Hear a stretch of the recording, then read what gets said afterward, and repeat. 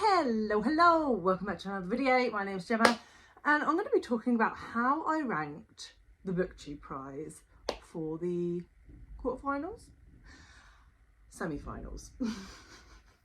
So I was chosen to judge Group A of the BookTube prize. If you are unfamiliar with the BookTube prize, it is a literary prize that is run, judged by the BookTube community, whether that's booktubers, bookstagrammers, book lovers in general. It is organised by the fantastic Robert Sheard of Barter Hordes. I will link his channel below and the BookTube prize channel if you want to check them out.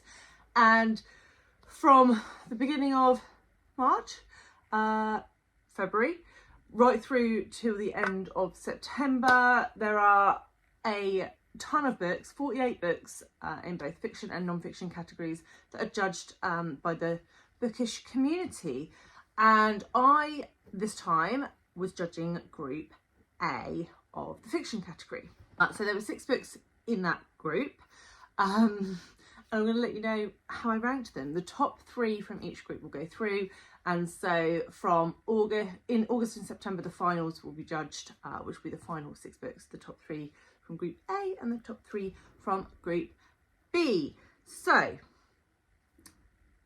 I would just like to say, before we go into the rankings, that I had read 3 of these prior to being assigned the group. So I'd already read 3 and I had given 5 stars to all 3 of those books. So we will get to where they are in the rankings shortly, but yeah. I'd read some good ones from my group. Let's just crack on. In 6th position was Carrie, Soto is Back by Taylor Jenkins Reid. I gave this 3 stars. This was an easy book to put in 6th position for me. I thought this was a fun book. It follows Carrie Soto, who's a retired tennis player, as she returns to try and maintain her accolades within the tennis sphere as younger players come up and start to sort of encroach on her records. Like I say, I think this is a fun book. It was very tennis heavy.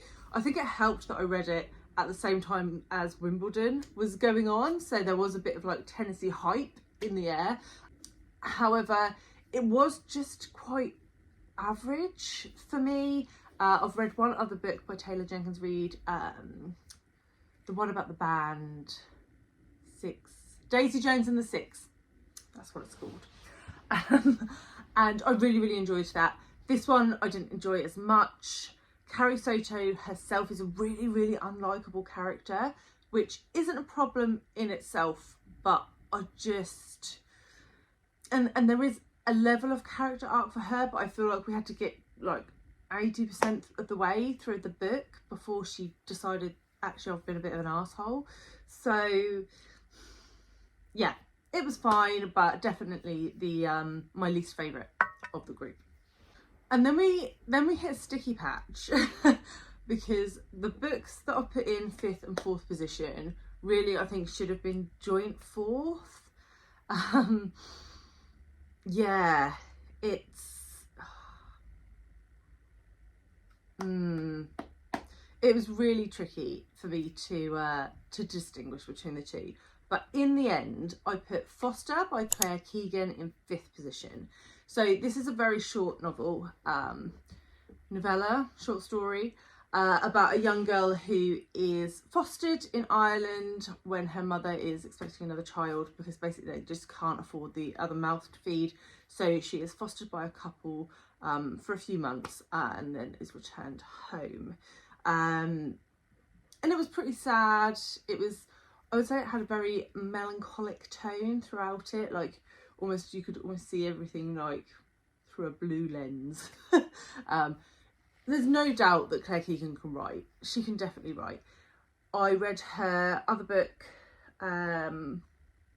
Small Things Like These, last year, and I thought Foster was better. That said, it was a short story. It was really short, and I just wish that Claire Keegan, with both Small Things Like These and Foster, had written full-length novels covering these issues, because I think I would have appreciated them more. And that is just a personal reader taste thing. I think I like chunky books. I like books that are over 500 pages. I like it when you can really get under the skin of characters, and you just can't do that in like 80, 100 pages. So that's just a personal preference, I think, but that's why it went in 5th. And so the book that went in 4th was How High We Go in the Dark by Sequoia Nagamatsu. So this is interconnected short stories. This was Nagamatsu's debut last year, and it looks at basically if a plague infected the earth and killed a load of people, what would that look like? How would that impact people's lives? And some of the stories in this I thought were incredible. 5-star stories. I don't know if there isn't a thingy at the beginning. What word am I looking for? Contents page. There's no contents page. But City of Laughter, which was the 2nd chapter, was dark, but really an interesting look at how things could go. And then there was a chapter about pigs. I can't even remember. Pig Son, that's the one, which was also really fantastic. There were other good chapters in here, but I felt like some of them were weaker than others, which is always a problem with short story collections. However, I decided to put this in 4th rather than Foster, because some of the short stories in here I thought were better than Foster.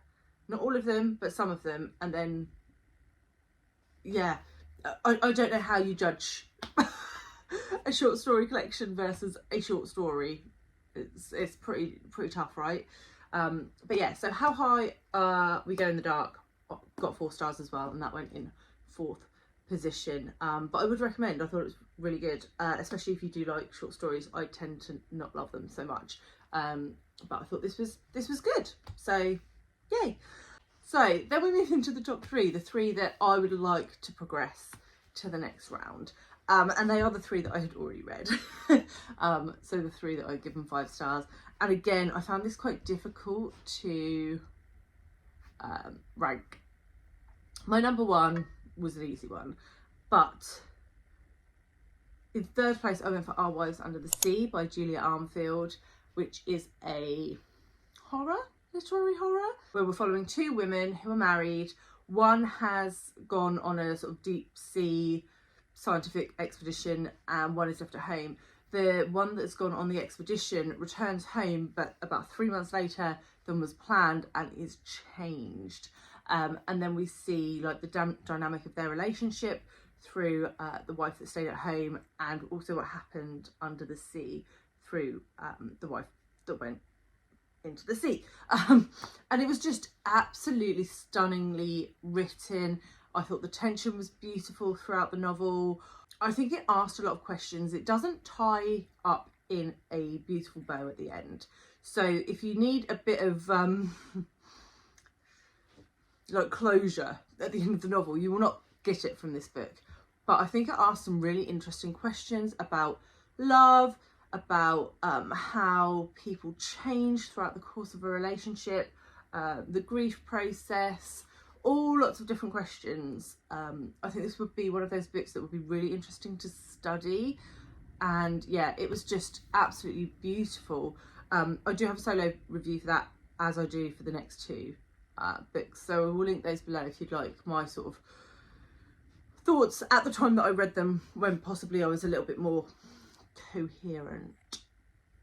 So in number 2 we have Nightcrawling by Leila Motley.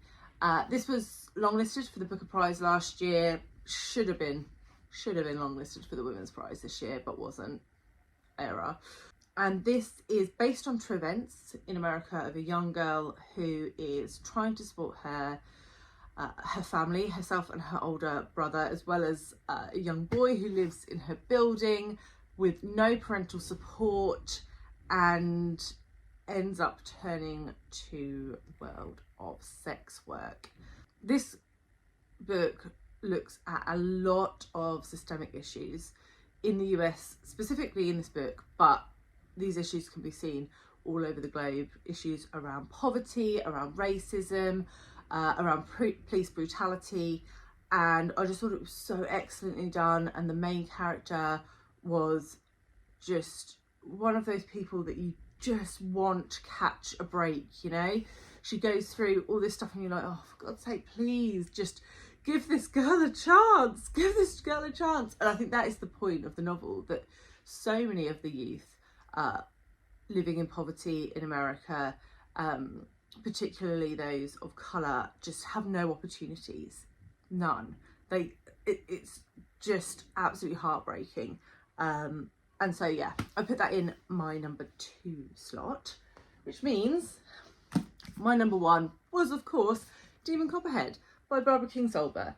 I have talked about this many times, and it is just a stunning book. I think it's got pretty universal consensus across BookTube that this is an excellent book, looking at, again, poverty in America, but with more of an eye on the opioid crisis and the care system, or the lack of care system, where we follow a young boy, Demon Copperhead, who is born to a drug-addicted, alcoholic young mother, and goes through lots of struggles in his life. This is told in first person and is hands up down the best first person narration I have ever come across. You just completely fall in love with Demon. He is cheeky and innovative, and you just want him to succeed in life. You want to take him and you want to give him a big fat roast dinner and say everything is going to be fine, my little love.